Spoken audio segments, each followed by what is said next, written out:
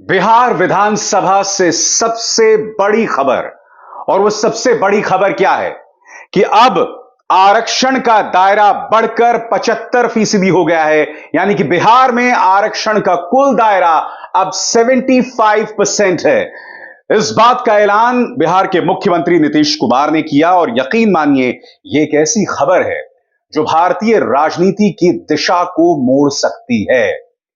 बिहार, जहां पिछली बार विपक्ष को मुश्किल से एक या शायद दो सीटें मिली थी, 40 में से 38 सीटें भाजपा गठबंधन की जेब में थी, वहां पर लोकसभा चुनावों में सूरत हाल बदल सकती है। क्योंकि जिस अग्रेसिव अंदाज में, आक्रामक अंदाज में तेजस्वी यादव और मुख्यमंत्री नीतीश कुमार आगे बढ़ रहे हैं, भारतीय जनता पार्टी में जबरदस्त खलबली है। देश के गृह मंत्री अमित शाह इस कदर बौखलाए हुए हैं कि उन्होंने जातीय सर्वेक्षण को छलावा बता दिया और कहीं ना कहीं भाजपा के लिए गड्ढा खोदने का काम कर रहे हैं। उन्होंने क्या बयान दिया है कुछ देर बाद, मगर मैं आपको बतलाना चाहता हूं कि तेजस्वी यादव यहां पर क्या कह रहे हैं आपकी स्क्रीन पर। कल बिहार विधानमंडल के दोनों सदनों में ऐतिहासिक जाति आधारित सर्वे की आर्थिक सामाजिक रिपोर्ट पेश करने के दौरान हमारी सरकार ने schedule caste, schedule tribe, backward caste, EBC का आरक्षण बढ़ाकर 65% करने का ऐलान किया है। इकोनॉमिक वीकर सेक्शन को 10% पहले से मिल रहा था, जिसका अर्थ क्या हुआ? इसका अर्थ हुआ कि बिहार में अब आरक्षण 75% बढ़ गया है। 65% प्लस 10% इक्वल टू 75%। आगे, आरक्षण बढ़ाने संबंधित प्रस्ताव को कल ही कैबिनेट से भी मंजूरी दे दी गई। इससे संबंधित विधेयक 9 नवंबर को पारित कराया जाएगा। अब बिहार में शेड्यूल कास्ट का आरक्षण 20%, शेड्यूल ट्राइब का 2% तथा बैकवर्ड कास्ट ईबीसी का 43% होगा। और भाजपा में जाहिर सी बात है इस मुद्दे को लेकर बौखलाहट है, इसीलिए वो राम मंदिर के मुद्दे पर उग्र बयानबाजी दे रहा है इस वक्त राजस्थान, छत्तीसगढ़ और मध्य प्रदेश के चुनावों में। उल्टा देश के गृह मंत्री अमित शाह ने हाल ही में मुजफ्फरपुर से यह तक कह दिया कि जातीय सर्वेक्षण छलावा है।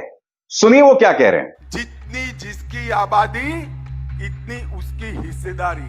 तो ठीक है लालू जी, सबसे ज्यादा आपके सर्वेक्षण में इकोनॉमिकल बैकवर्ड आया है।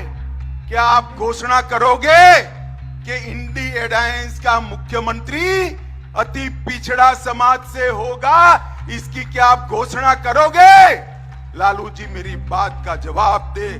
बिहार के ईबीसी और ओबीसी, पिछड़ा और अति पिछड़ा, दोनों समाज को कहने आया हूं, ये सर्वे जो है ये छलावा है।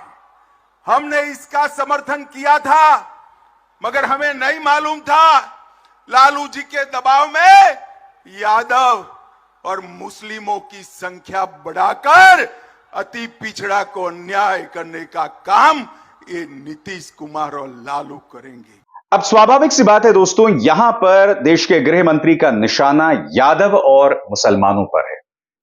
मगर आप जानते हैं कि ऐसा कहकर कहीं ना कहीं उन्होंने पूरा का पूरा राजनीतिक हथियार तेजस्वी यादव और नीतीश कुमार के हाथ थमा दिया है। और यह कहीं ना कहीं जमीन तैयार कर रही है न सिर्फ बिहार के लिए बल्कि उत्तर प्रदेश के लिए भी। क्योंकि उत्तर प्रदेश में भी आने वाले दिनों में अखिलेश यादव इस मुद्दे पर उग्र होने वाले हैं और यह मुद्दा और आगे बढ़ने वाला है। खासतौर से इस बात की पृष्ठभूमि में कि उत्तर प्रदेश में भारतीय जनता पार्टी का नेतृत्व या उत्तर प्रदेश के मुख्यमंत्री योगी आदित्यनाथ है, जो कि एक ठाकुर हैं, यानी कि अगड़ी जाति के हैं। तो ये तमाम फैक्टर्स आने वाले दिनों में एक किरदार निभाने वाले हैं। बहरहाल, अमित शाह ने जिस तरह से कहा है तेजस्वी यादव को कि सब कुछ छलावा है, जातीय सर्वेक्षण एक छलावा है, तो तेजस्वी यादव ने पलटकर कहा है कि अगर छलावा लग रहा है तो पूरे देश में जातीय सर्वे करवाइए। तमाम भारतीय जनता पार्टी शासित राज्यों में जातीय सर्वे कराइए, डर किस बात का है? तो एक तरह से कहा जा सकता है दोस्तों, तापमान उग्र होने वाला है। मंडल और कमंडल, जिसके बारे में कहा जा रहा था कि भाई 90 के दशक के बाद उसकी गूंज सुनाई नहीं दी, अब मंडल और कमंडल ये एक बार फिर सुनाई दे रही है 2023 में। दोस्तों देखा जाए तो ये देश के लिए बहुत शर्म की बात है कि साल 2023 में भी इस देश में बहस मंडल और कमंडल की हो रही है।